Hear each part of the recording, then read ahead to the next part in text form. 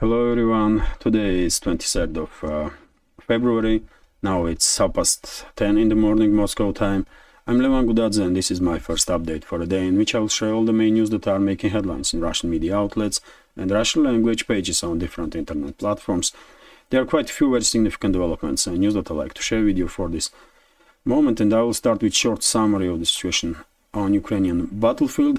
According to reports from Russian media and Russian military channels, during the previous night, Russian armed forces conducted another wave of drone and missile strikes on logistical and military infrastructure of Kiev regime, and this time main direction of Russian strikes was Odessa region, Odessa city also, and Dnipropetrovsk region, and Dnipropetrovsk city also, or Dnipro as Ukrainian side calls this city. Of course, during the day we will probably receive some additional information about these strikes. I believe some other areas were also, in some other areas also was targeted military and logistical infrastructure of Kiev regime, and all additional information that we will have, I will inform you about it in the next updates.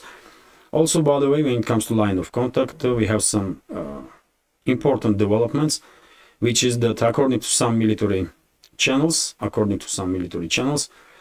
Russian armed forces managed to establish control over the Severnoe settlement, which is this village, by the way, this small village, not far away from Avdiivka city itself.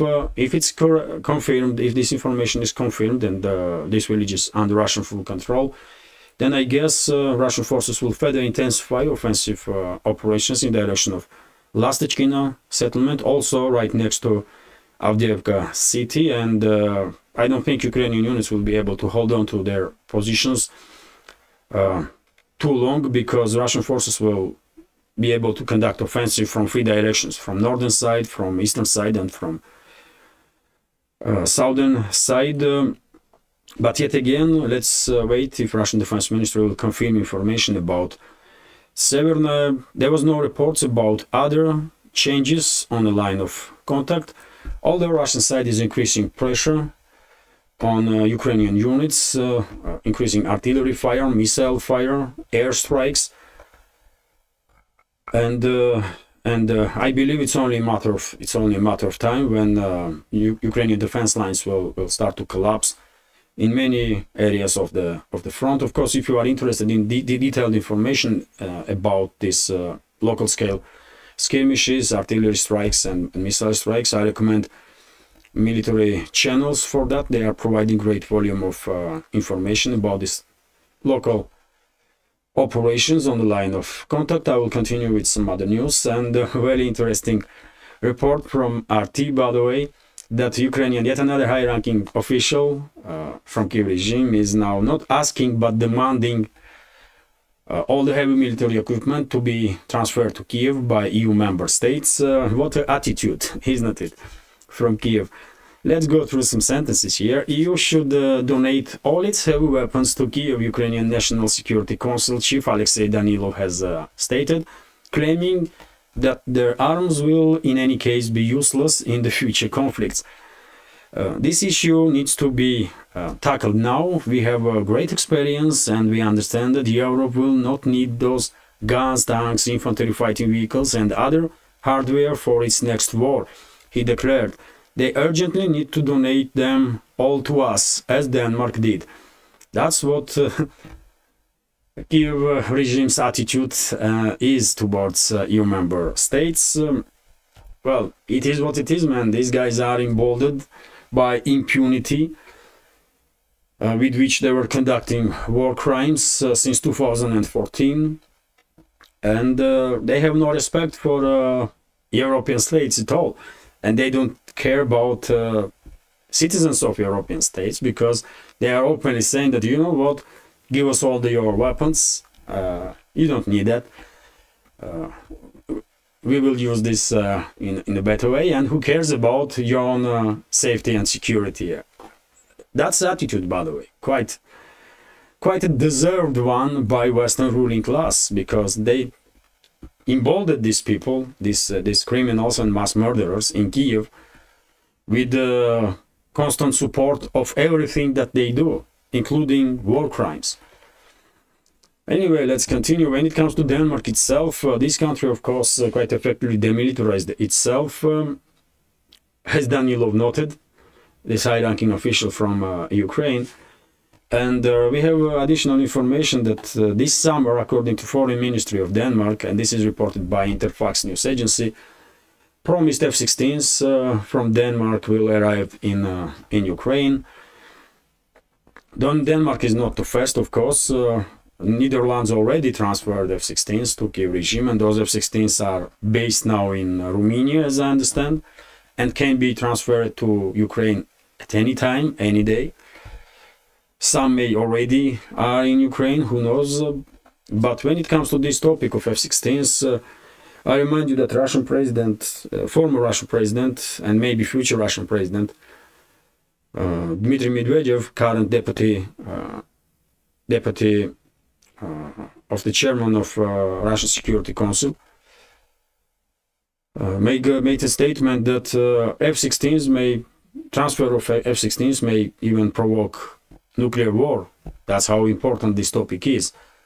And that was a warning from him towards Western ruling class, but unfortunately I don't think Western ruling class will listen to Moscow and to warnings from Moscow.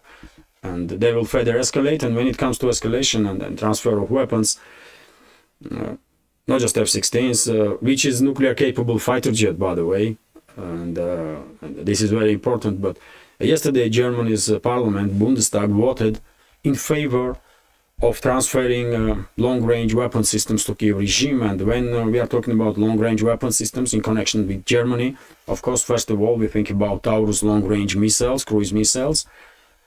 And, well, those missiles also may trigger very harsh response from Moscow, because range of those missiles are 500 kilometers, maybe more. And theoretically, those missiles can even reach Moscow. And by the way, those missiles can have nuclear warheads. And same goes for ATACMS long-range missiles that Washington is considering to transfer to Kiev regime. And you tell me, how should Moscow know that these missiles, if they are transferred to Kiev regime and then used, how should Moscow know that those missiles have no nuclear warheads on them? There is no way to know it, isn't it? And what would you do if you were Russian president in that case? When you receive information that nuclear capable missiles have been launched towards Russia, towards Russian capital, for example. What would you do? Would you order nuclear strike? Or no?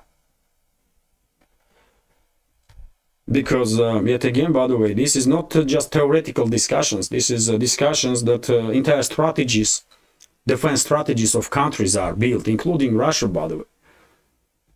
Russian military doctrine definitely includes situations, I believe, when against Russia nuclear-capable missiles are launched. And against Russia are launched, for example, fighter jets that are capable of launching nuclear-capable missiles or dropping nuclear bombs.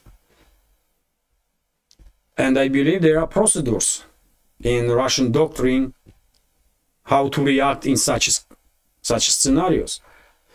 So it's very significant. I mean, this is scary stuff, really. This is scary stuff. But unfortunately, Western ruling class has no reverse gear. They cannot stop. They just cannot stop. They will continue to escalate with Russia as long as they can, until they are stopped. And the only way they're going to stop is if they will be forced to stop. So unfortunately, we are getting closer and closer to the point when Moscow may be forced to use some extreme force. I don't know. Which is very dangerous for everybody, because very same Medvedev, by the way, former Russian president, stated quite clear recently that if Western ruling elites will provoke nuclear exchange, that will be the end of everything. and he's correct. That would be end of everything. But anyway, let's continue. TASS news agencies report that Armenia suspends its participation in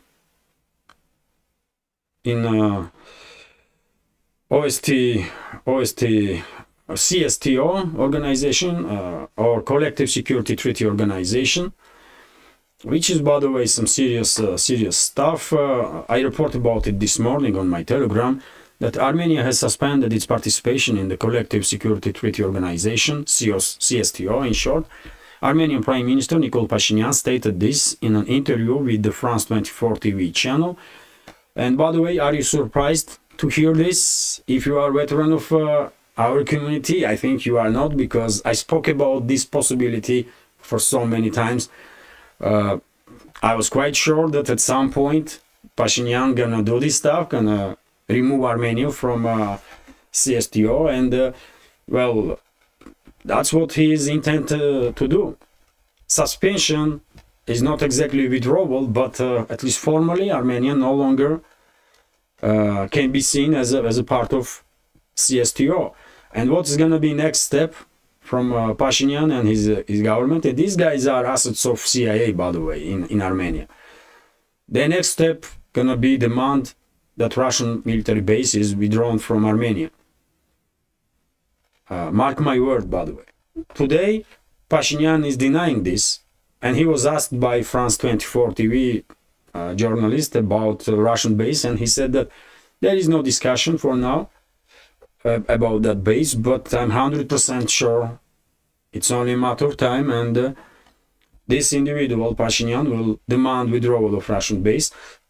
And to be frank, I don't understand why should Moscow wait for that day, when you know, I believe Moscow has enough intelligence from Armenia to realize that yes, it's just inevitable. And why should Moscow give Pashinyan opportunity to brag about how strong he is against Russia, that he forced Russian base out of Armenia? Don't give him such opportunity. Withdraw base. It's inevitable anyway. So just withdraw this base right now. That's what I would do if it was up to me. And same time, by the way, I will denounce, I will suspend this agreement, bilateral agreement with Armenia about mutual protection. Because it's obvious that Armenia, under leadership of Pashinyan, is acting on behalf of Russian enemies against Russia. And it's just nonsensical that Moscow should have any obligations to a country that is acting on behalf of Russian enemies against Russia, isn't it? So therefore, I would not be surprised at all if Moscow will react on this development quite strongly, and maybe we will see that Moscow will not wait before Pashinyan will demand withdrawal of Russian base. Maybe Moscow will initiate withdrawal of this base on its own. It is possibility, and after that, most likely Moscow will suspend that bilateral treaty with Armenia, because it really does not make any sense to have any obligation towards country that is acting on behalf of your enemies. I mean, it's just too simple, isn't it?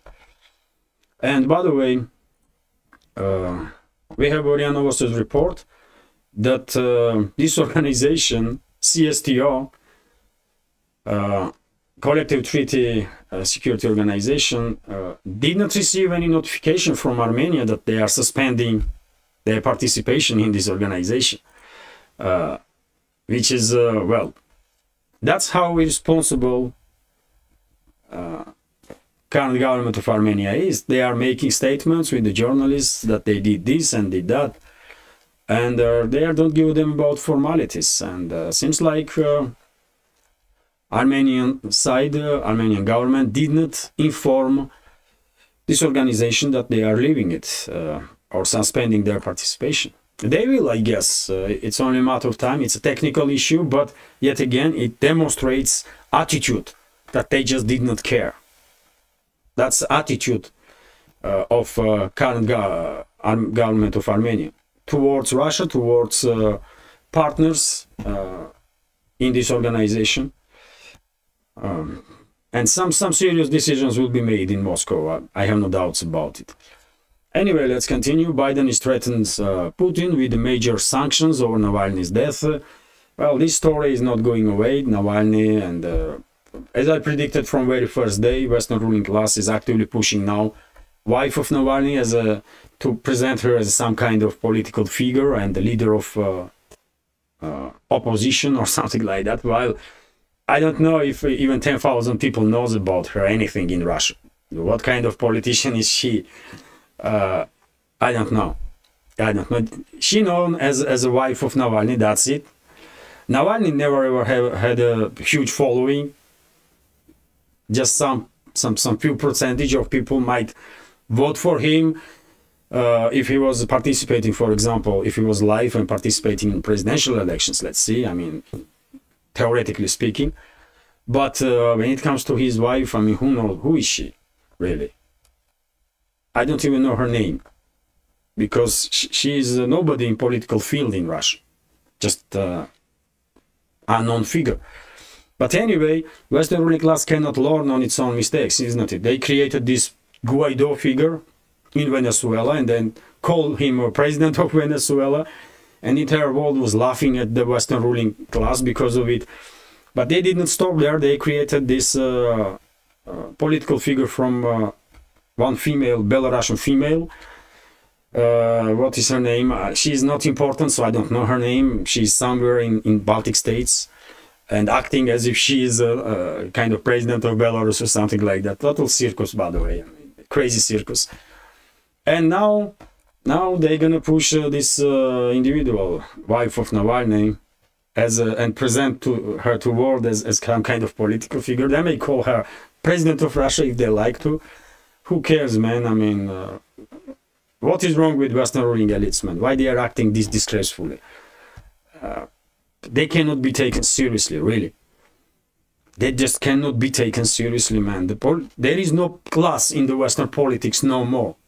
They're total, I mean, collective West is run by, I don't know, man, some very strange people, let's say this way. And when it comes to threats to Putin, by the way, come on, Biden is out of this world, and he's a disgrace, really. He's a disgrace of US. His administration is the worst what happened to US, at least since the 9/11. And why you need enemies when you have such administration as Biden is? US is in big trouble, by the way, because of people like this, and there are people that are behind this Biden and his administration. US in big trouble, by the way. It's a shame. It's a shame, though. And we all know what Biden said about Putin recently. He called him some names, and Putin was asked about it, and he quite calmly said that, you know, now you understand why we prefer Biden to be in position of president of US instead of Trump. Because Biden is out of this world, and because US is acting as enemy of Russia, of course you prefer your enemy state to be run by moron. And that's what Biden really is. Putin did not call him names, but I am saying Biden is a moron, by the way. Entire his administration is a bunch of morons and uneducated mass murderers, basically, and criminals, and shame of US. That's what they are, really. And yes, technically speaking, for Russia it's better if Biden will remain president of US, because he will destroy this country. If US was not acting against Russia, if US was not positioned as an enemy of Russia, then attitude from Russia would be different. But because US is enemy of Russia officially, then of course it's understandable that the Russian government prefers that some morons to run US, because they will destroy US from within. And that's exactly what is happening right now as we speak, and for many years. RIA Novosti's report, by the way, I guess I explained what I meant well enough. And RIA Novosti's report, by the way, that French Defense Ministry is blaming Russia for acting aggressively against French militaries worldwide. Quite a statement, isn't it? French is sending its mercenaries, its special forces, disguised as mercenaries, into Ukraine to fight against Russia. France is sending weapons, including long-range weapons, to Kiev regime, so that Ukrainian non-Nazis will kill more and more Russian citizens. And same time, leadership of France, including in defense ministry, is calling Russia aggressive. Come on, man. This is not even laughable no more. This is sad. I mean, state of the Western, collective West, makes you sad, man. This West is going down, man. Under such leadership, they just have no chance, man. Western, collective West, Western world has no chance to survive under such leadership, and it's just too obvious. It's just too obvious, man. And I guess many people in the West are beginning to realize this, that something is terrible is happening in the West, and that they have to act before it's not too late. And they have to, obviously. The analyst is report, by the way, that President of Ecuador, during the interview with CNN, refused to continue these games around with Russia, and he declared that Ecuador will no longer plans to transfer weapons to US, Soviet and Russian made weapons to US, so that those weapons will be transferred then to Kiev regime. He said that there was some misunderstanding on behalf of his government. They were wrong because they didn't knew, according to him, by the way, that those weapons will eventually end up in Ukraine, and therefore they are reversing now all the decisions. And well, good for Ecuador, good for Ecuador. Russian countermeasures were quite effective, as I understand. And President of Ecuador, this individual, Daniel Noboa, and his colleagues in Ecuadorian government quite quickly realize that it's not always, at least not always, okay to mess around a superpower. And when they realize that they're gonna lose billions and billions year-on-year base, and US not gonna compensate for that, well, they have a change of tune now. That, oh, they were mistaken, you know, and they are sorry, and blah blah blah. Russia, by the way, lifted countermeasures on Ecuador, namely bans of imports of Ecuadorian goods, including bananas, flowers, and so on, which was in sums it was up to billion, by the way. Just bananas were brought by Russian companies for 700 million, which is quite a number, really, for any country. And the rest of the goods that was banned and will be banned will amount, of course, in a year-on-year losses for billions and billions. And well, I guess they were not ready. Government of Ecuador was not ready for such a development, and they have change of mind now. But they demonstrated that they cannot be seen as a serious partner by Moscow. That's obvious. And if Moscow had any plans to cooperate with Ecuador, of course, those plans are now no longer relevant.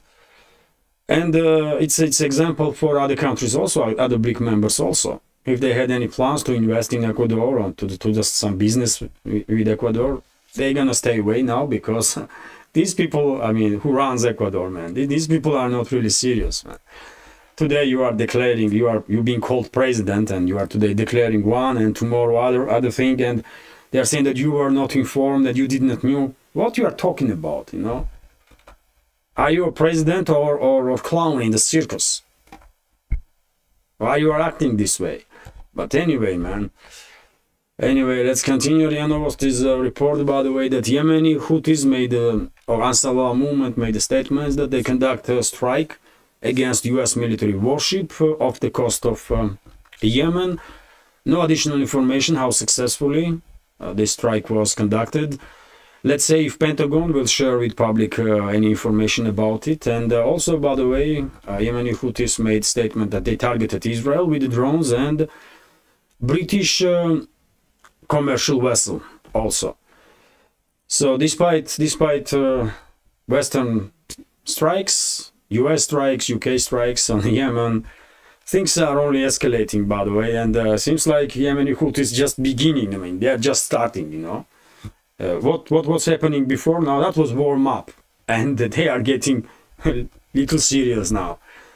I don't think Washington and London was anticipating this while they were striking Yemen, but yet again, those countries are run by morons, by the way, so no one should be surprised. TASS news agencies report that well, Latvia is banning any imports from Russia and Belarus of agricultural produce. Okay, Latvia, okay.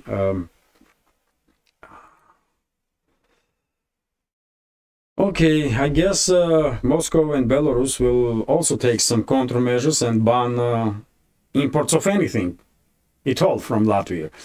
And Baltic states in general, Estonia, Litva. It's necessary, really.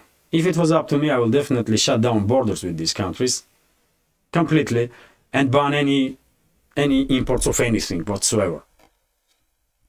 And they are, by the way, making tons of money by reselling goods from EU to Russia. They are making tons of money. You know, I just yesterday or day before reported, isn't it, that Latvia or Litva is a major whiskey supplier to Russia. Can you imagine that? They don't even produce whiskey, man. But they are resupplying some goods from Europe and making tons of money on that. And why Moscow allows this to continue while they are acting this aggressive towards Russia, I don't know, man. I would ban imports of anything at all from those countries. And shut the border. Or maybe, you know, I will leave border open, but I will definitely ban imports from those countries. But Moscow, you know, I don't think Moscow will do this, but it would be logical as a countermeasure. Anyway, let's continue. You know, this report that IMF, by the way, is still forced to justify its prediction of growth of Russian economy for 2024 by 2.6%. Well, after they made prediction, IMF is under criticism from all over the Western world, and they are constantly forced to explain that, well, what can they do? That's numbers that they come up with by calculating growth of Russian economy. And if ruling elites or media in the West, these Russophobes are not happy, then I mean, IMF can do nothing about it.